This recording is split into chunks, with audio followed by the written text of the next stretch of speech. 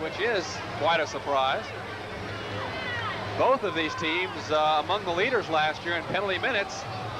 As Romero inside heads the ball. It's hard to win in this league if you draw a lot of penalties. You just can't put yourself at that disadvantage without eventually paying for it. Now Orhan gets away. Minute 39, St. Louis holding on the ball. Nice moves by Orhan. Finally knocked away by Lukic. Oblinovic, who scored both Philadelphia goals tonight. And now a whistle. And going to have a 2-minute penalty someplace. Gus Constantine, our assistant referee on the side, is going to, I believe, give a 2-minute penalty to Philadelphia for not having a goalkeeper on the field. All right, they took the goalkeeper off. That was Hartman to get a man advantage up there. Right. But now I think what you can do there is put another shirt on the goalkeeper and let him be an outfield player, but you can't take him out. Right, there must be a player designated on the field as goalkeeper, which you can do with a stoppage of play.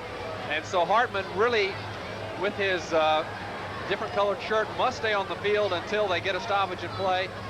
He doesn't have to stay in the goal, of course, but it appears that Lenny Billis, trying to put 6 field players on the field, forgot a little bit about the rule book, which says that you have to have a stoppage of play to take the goalkeeper totally off, unlike ice hockey. All right, there's a good shot of the Spectrum in Philadelphia, where 10,483 have shown up tonight to watch this St. Louis Steamer Club, an undefeated team, come in here and play their fever. I think they've seen an exciting game, but a very impressive thing has been the St. Louis team. I mean, they're a really tough defensive club, and they've shown a national television audience around the country just why they're undefeated. They're really a tough soccer team, these St. Louis Steamers. They're going to have to be dealt with before it's over, Kyle. Well, Don Ebert, Greg Villa, and Denny Vanager, 3 forwards that they did not have last year, have added a great dimension to this team. And not only their physical size, all of them at least 6 feet tall, but very close to 200 pounds. Certainly Vanager and Villa are right at 200 pounds. And people like Doc Lawson that normally dominate an area of play when he's around there can be nullified by players that size. By the way, Kyle, after the ball game, great news sports show on the USA Network, Sports Pro, immediately after the MISL game of the week, and after that, the Great Alaskan Shootout, right here on the USA Network. Yes, sir. I thank our producer, Gary Dubin, and director, Billy Dobbs, for a fine job tonight, as well as our terrific crew here from Prism and the Spectrum. They all did a marvelous job. The teams did their job. 4-2 St. Louis on top, a minute 27. And the reason we have a pause here is there's the shots on goal. St. Louis out shooting them 30-21. The reason now is they were trying to explain to Hartman and to Billis and the Philadelphia people why they just got a 2-minute penalty. That, as well as a St. Louis timeout that has been taken. So now each team with their timeout, 1 per half allowed teams in the Major Indoor Soccer League. Well, next Friday, Kyle, let's give them a reminder. You're going to be in Wichita. I hope. You better be in Wichita. And the MISL game of the week will feature this Philadelphia Fever Club against the Wichita Wings.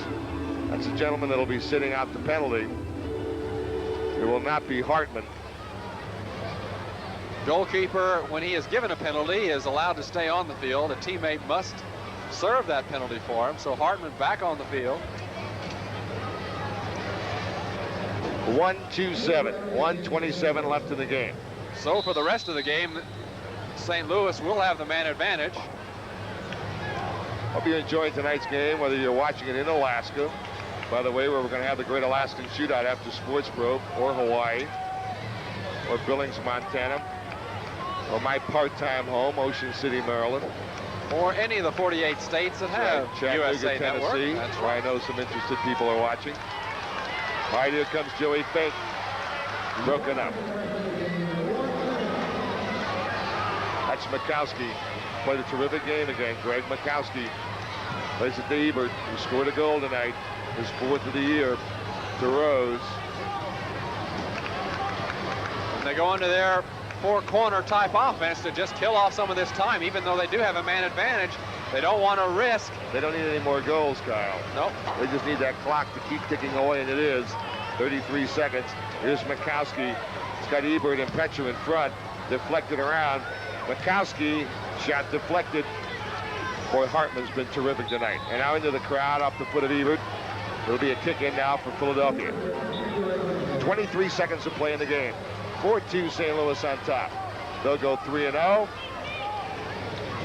And Philadelphia will drop to 1-3. 6-2 at the. This is the score we have out of Buffalo with the fog.